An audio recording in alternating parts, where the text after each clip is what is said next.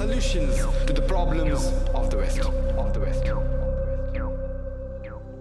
কোরআনের ইসলাম সন্ন্যাসবাদের বিরুদ্ধে। যদি প্রত্যেক মানুষ এভাবে দান করে, এই পৃথিবীতে দারিদ্র্য বলে কিছু থাকবে না। তখন এই পৃথিবীতে একজন মানব সন্তানও অনাহারে মারা যাবে না। ইসলাম পৃথিবীর মহান সৃষ্টিগুলোর মধ্যে একটা। ইন্না দীনা ইনদাল্লাহিল ইসলাম। নিঃসন্দেহে একমাত্র গ্রহণযোগ্য দিন আল্লাহ সুবহানাহু ওয়া তাআলার কাছে, যখন কোনো ব্যক্তি আল্লাহর কাছে তার ইচ্ছাকে সমর্পণ করে। লেকচার শুনতে ডক্টর জাকির নায়েকের আর আমি শুনে মুগ্ধ হয়েছি।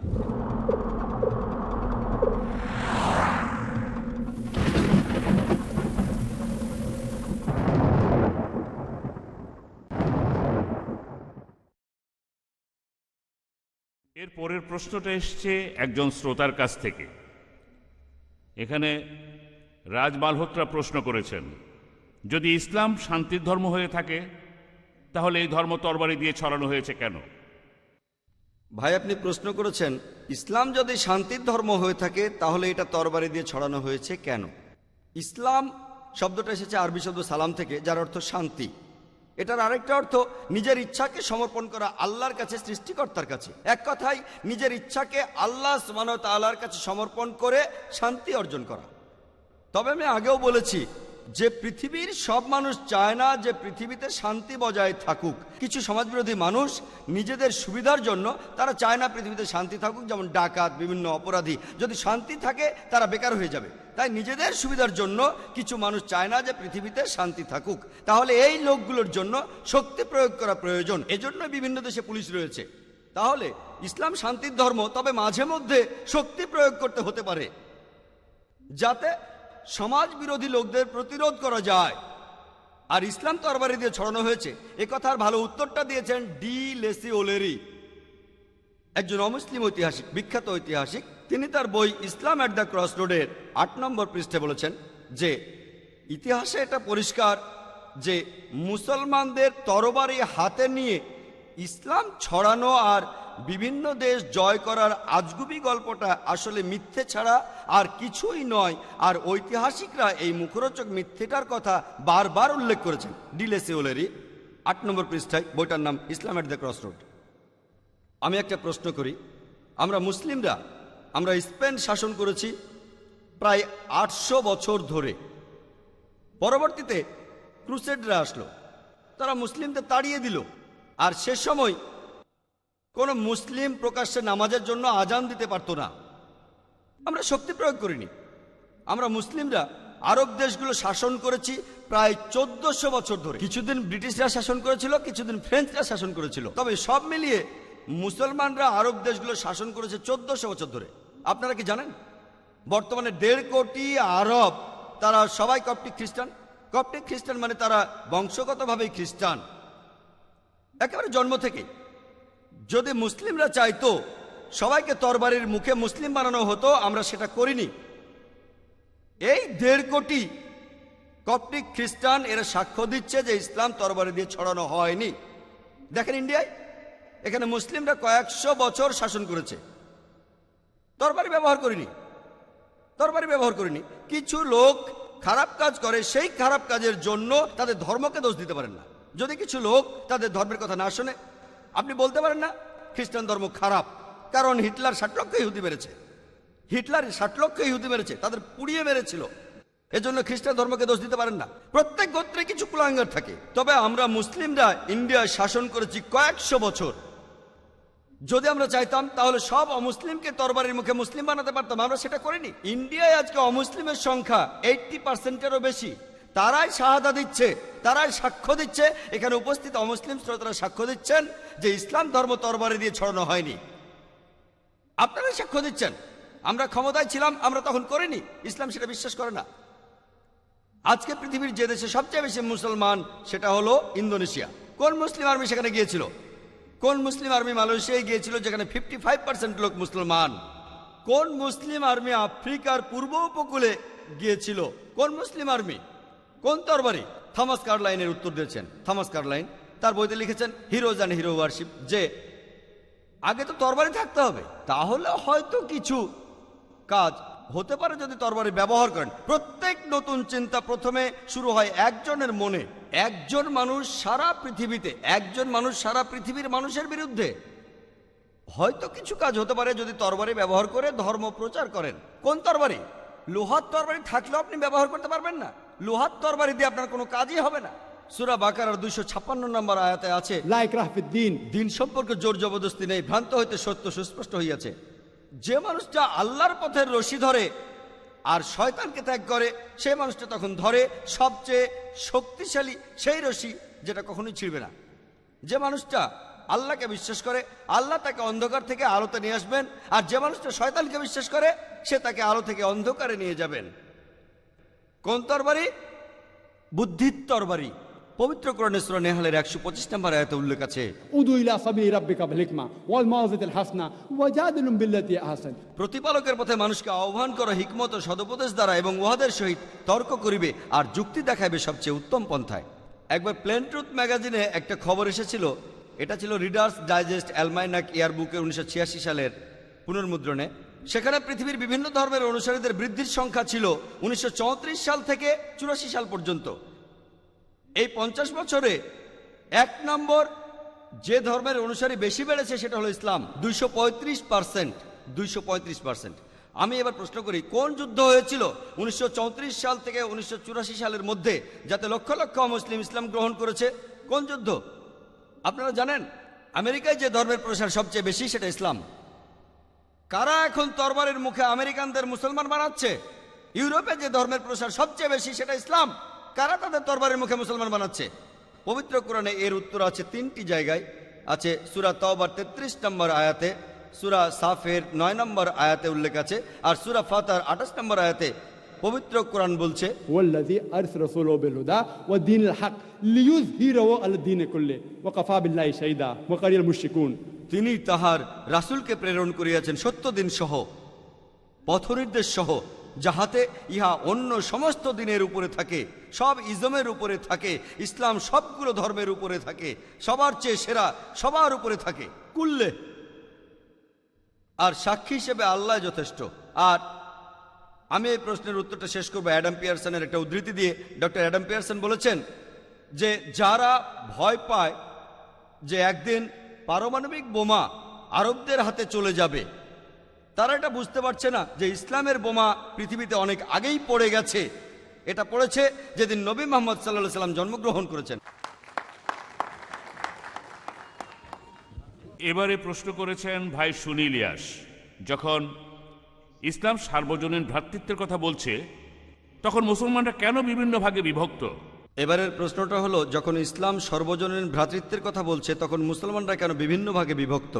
এর উত্তর আছে পবিত্র কোরআনে। সূরা আল ইমরানের 103 নম্বর আয়াতে উল্লেখ আছে যে, ওয়াতাসিমু বিহাবলিল্লাহি জামিআ ওয়া লা তাফাররাকু। তোমরা আল্লাহর রজ্জু শক্তভাবে ধরো এবং বিচ্ছিন্ন হও না। আল্লাহর রজ্জু কোনটি? পবিত্র কোরআন হলো আল্লাহ সুবহানাহু ওয়া তাআলার রজ্জু।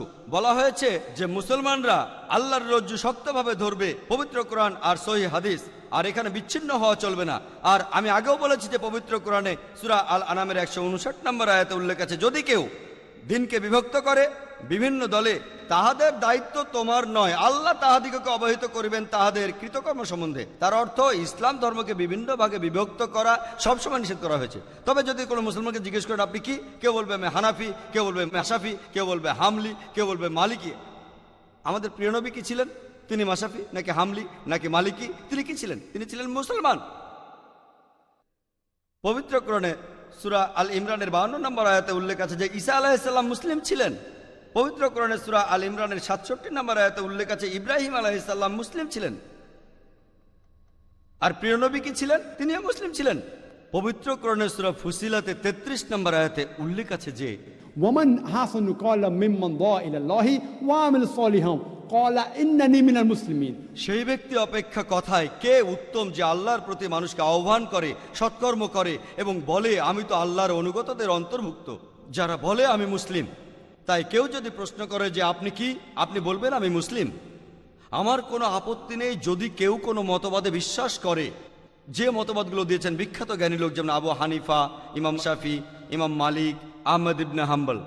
আল্লাহ তাদের সবাইকে অনুগ্রহ করুন। আর এই সব জ্ঞানী লোকদের আমি শ্রদ্ধা করি। কেউ যদি কোনো মতবাদ মেনে চলেন, যেমন ইমাম শাফিকে যদি কেউ মেনে চলেন অথবা আবু হানিফাকে মেনে চলেন, আমার তাতে কোনো আপত্তি নেই। কিন্তু কেউ যদি প্রশ্ন করে যে আপনি কি, তখন আপনি বলবেন আমি মুসলিম। আরেকজন ভাই বললেন যে কোরআন বলছে মুসলিম ৭৩টি ভাগে বিভক্ত হবে। তিনি আসলে মোহাম্মদ সাল্লাল্লাহু সাল্লামের হাদিসের কথা বলেছেন। এর উল্লেখ আছে আবু দাউদে ৪৫৭৯ নম্বর হাদিসে বলা হয়েছে যে ইসলাম ধর্ম একসময় বিভক্ত হয়ে যাবে ৭৩টি ভাগে।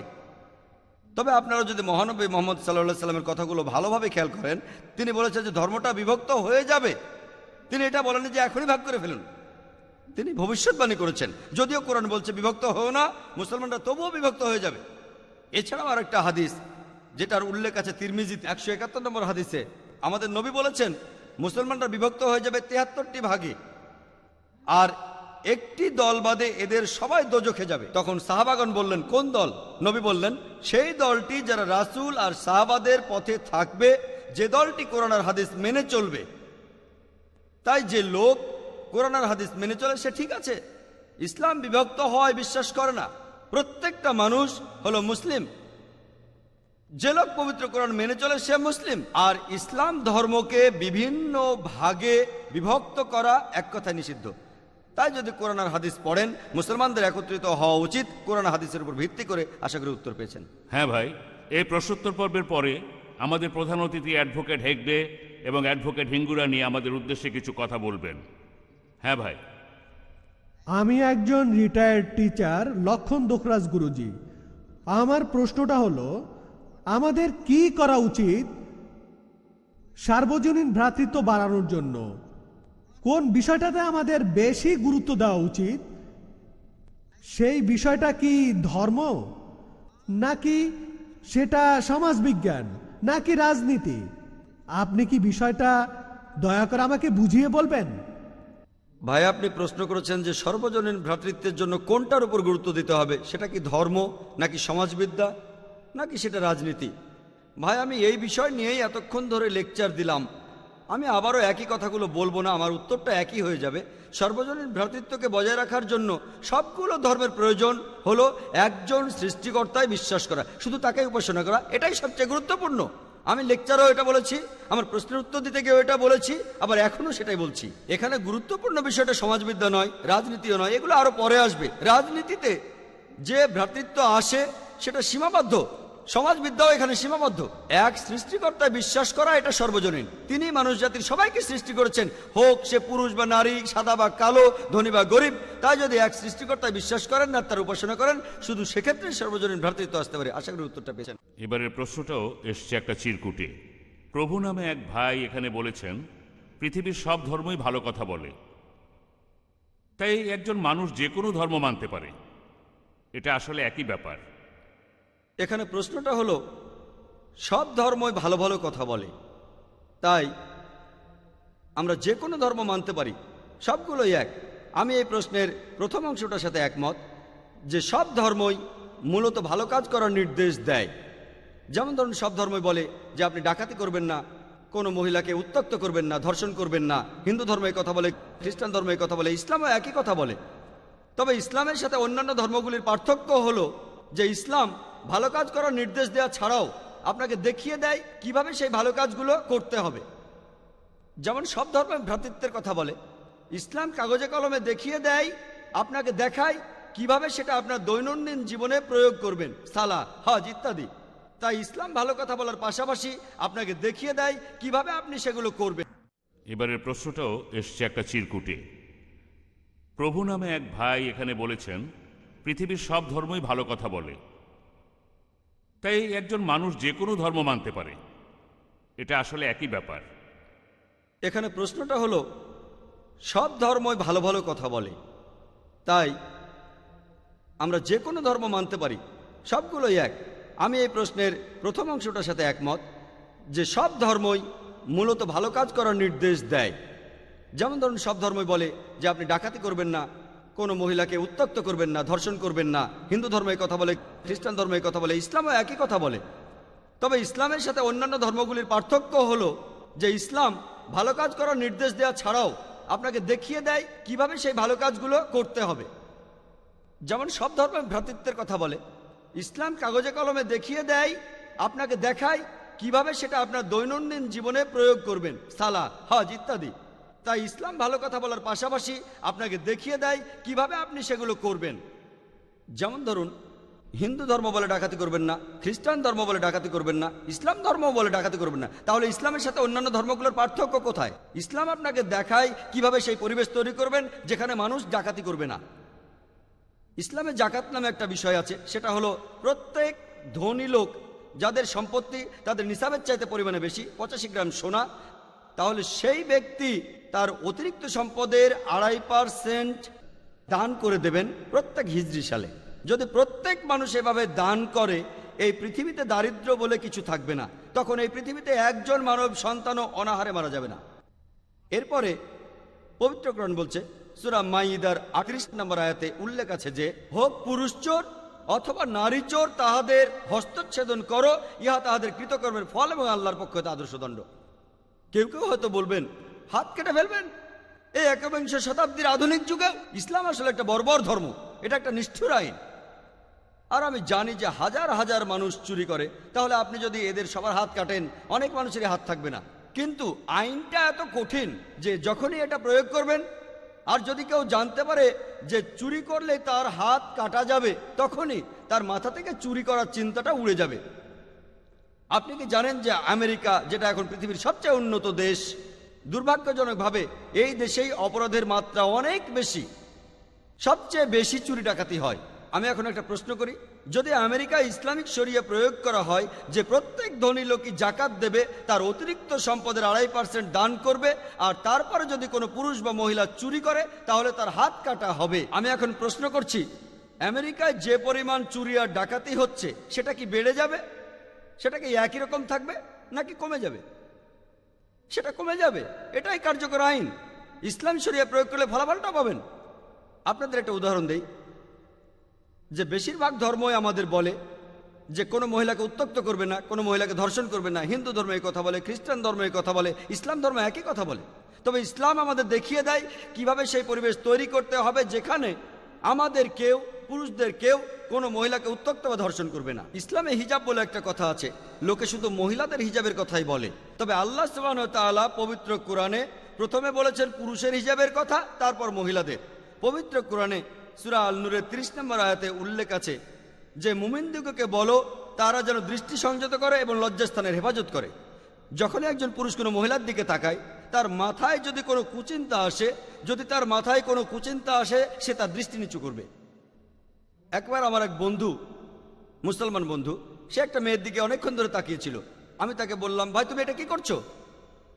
এভাবে মেয়েদের দিকে তাকানো ইসলামের সম্পূর্ণ নিষেধ। সে তখন বলল, আমাদের প্রিয় নবীজি বলেছেন যে প্রথম দৃষ্টিটার অনুমতি আছে, দ্বিতীয়টা নিষেধ করা আছে। আমি প্রথম দৃষ্টির অর্ধেকটাও শেষ করিনি। নবীজি এখানে বুঝিয়েছেন যে প্রথম দৃষ্টির অনুমতি আছে, দ্বিতীয়টা নিষেধ করা আছে। তার মানে এই নয় যে আপনি কোনো মহিলার দিকে তাকাবেন আর 20 মিনিট ধরে অপলক তাকিয়ে থাকবেন। নবীজি বলেছেন কোনো মহিলার দিকে যদি আপনি অনিচ্ছাকৃত তাকান, ইচ্ছা করে তার দিকে আবার তাকাবেন না, তাকে গিলে খাবেন না। নবীজি এটাই বুঝিয়েছেন। এর পরের আয়াতে মহিলাদের হিজাবের কথা বলা হয়েছে। সূরা নূরের 31 নম্বর আয়াতে উল্লেখ আছে, মুমিন নারীদিগকে বলো তাহারা যেন দৃষ্টি সংযত করে এবং লজ্জাস্থানের হেফাজত করে। তাহারা যেন যাহা সাধারণত প্রকাশ থাকে তাহা ব্যতীত তাহাদের আবরণ প্রদর্শন না করে। তাহাদের গ্রীবা ও বক্ষদেশ যেন কাপড়ে আবৃত থাকে। আর তাহারা যেন আবরণ প্রকাশ না করে তাহাদের স্বামী, ভাই ব্যতীত। এখানে পুরুষদের একটা অনেক বড় তালিকা দেয়া আছে যাদের তারা কখনোই বিয়ে করতে পারবে না। আর হিজাব পালন করার 6টি নিয়ম রয়েছে। প্রথমে বলা হয়েছে পুরুষ আর নারীর কতখানি ঢাকতে হবে। পুরুষের জন্য হিজাব হলো নাভি থেকে গোড়ালি পর্যন্ত। মহিলাদের জন্য পুরো শরীরই ঢেকে রাখতে হবে, যে অংশটুকু দেখা যাবে তা হলো মুখ আর হাতের কবজি পর্যন্ত। কেউ কেউ বলেন এগুলোও ঢেকে রাখতে হবে। বাকি 5টা নিয়ম দুজনের জন্যই এক। দ্বিতীয়টা হলো তাদের শরীরের পোশাক এমন আঁটোসাঁটো হবে না যাতে তাদের আকৃতি বোঝা যায়। তৃতীয়টা, পোশাকটা পাতলা হবে না যাতে ভেতরের দিক দেখা যায়। চতুর্থ, পোশাকটা এমন জমকালো হবে না যাতে বিপরীত লিঙ্গকে আকৃষ্ট করে। পঞ্চম, তাদের পোশাক অবিশ্বাসীদের পোশাকের মতো হবে না। ষষ্ঠ, তাদের পোশাক বিপরীত লিঙ্গের পোশাকের মতো হবে না। এগুলোই হলো হিজাব মেনে চলার 6টা নিয়ম, যেটা পবিত্র কোরআন আর সহিহ হাদিসে আছে। আর পবিত্র কোরআন সূরা আহজাবের 59 নম্বর আয়াতে হিজাবের কথা বলছে।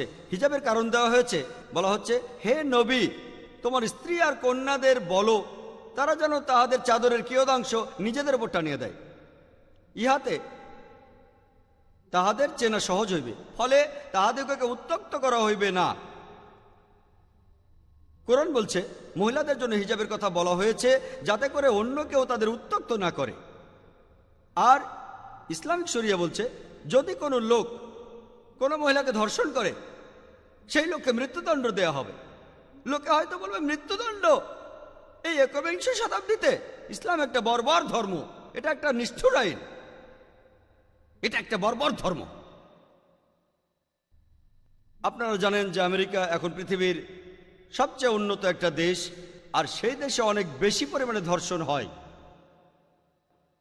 পরিসংখ্যান আমাদের বলছে যে প্রতিদিন গড়ে 1900 জনেরও বেশি মহিলা ধর্ষিত হয় প্রতিদিন। প্রতি 1 মিনিট 18 সেকেন্ডে একজন মহিলা ধর্ষিত হয়। আমরা যতক্ষণ এই অডিটোরিয়ামে আছি প্রায় 2.5 ঘন্টারও বেশি সময় কতজন মহিলা ধর্ষিত হয়েছে? কতজন? 100 জনেরও বেশি আমেরিকাতে। আমি আপনাদের প্রশ্ন করি, যদি আমেরিকাতে ইসলামিক শরিয়া প্রয়োগ করা হয় যে প্রত্যেক পুরুষ যখনই কোনো মহিলাকে দেখবে দৃষ্টি নিচু করবে, মহিলারা সবাই হিজাব মেনে পোশাক পরবে, আর তারপর যদি কোনো পুরুষ কোনো মহিলাকে ধর্ষণ করে তাহলে মৃত্যুদণ্ড, আমি আপনাদের প্রশ্ন করছি এতে করে কি ধর্ষণের পরিমাণ বেড়ে যাবে? সেটা কি একই রকম থাকবে নাকি কমে যাবে? এটা কমে যাবে, এটাই কার্যকরী আইন। ইসলামিক শরিয়া প্রয়োগ করলে হাতে হাতে ফল। আমি অমুসলিমদেরও এই প্রশ্নটা করেছি যে ধরুন কেউ একজন আপনার স্ত্রী বা আপনার মাকে ধর্ষণ করলো, আর ধরুন আপনি সেখানে বিচারক, ধর্ষক আপনার সামনেই আছে, তখন তাকে আপনি কি শাস্তি দেবেন? আর বিশ্বাস করুন তাদের সবাই বলেছে আমি তাকে মৃত্যুদণ্ড দেব। কেউ এমনও বলেছে যে তাকে অত্যাচার করে হত্যা করব। তাহলে কেন এই দুমুখ নীতি? যখন অন্য কারো স্ত্রীকে ধর্ষণ করা হচ্ছে তখন মৃত্যুদণ্ড একটা বর্বর আইন, আর যখন নিজের স্ত্রীকে ধর্ষণ করছে তখন আপনি বলছেন নিজেই মৃত্যুদণ্ডের কথা। কেন আপনাদের এই দুমুখ নীতি? আর আপনারা কি জানেন যে ইন্ডিয়ায় ক্রাইম ব্যুরোর একটা পরিসংখ্যান অনুযায়ী বলা হয়েছে যে প্রতি 54 মিনিটে ইন্ডিয়ায় একটা ধর্ষণের কেস রিপোর্ট করা হয়। আসলে কতগুলো হচ্ছে? আরও অনেক বেশি, রিপোর্ট একটা। আর স্বাভাবিকভাবেই ইন্ডিয়ার হোম মিনিস্টার এলকে আদভানি তিনি যেটা বলেছিলেন সেটা টাইমস অফ ইন্ডিয়ার হেডলাইন হয়েছিল। হেডলাইন তিনি বলেছিলেন যে আদভানি বলেছেন ধর্ষণের শাস্তি মৃত্যুদণ্ড, আর আইনে একটা সংশোধনীর কথা বলেছেন। হেডলাইন ছিল টাইমস অফ ইন্ডিয়ায় 1998 সালের 28 অক্টোবরে। মাত্র একদিন আগে 1998 সালের 27 অক্টোবরে তিনি বলেছিলেন যে তিনি চান একজন ধর্ষকের শাস্তি হোক মৃত্যুদণ্ড।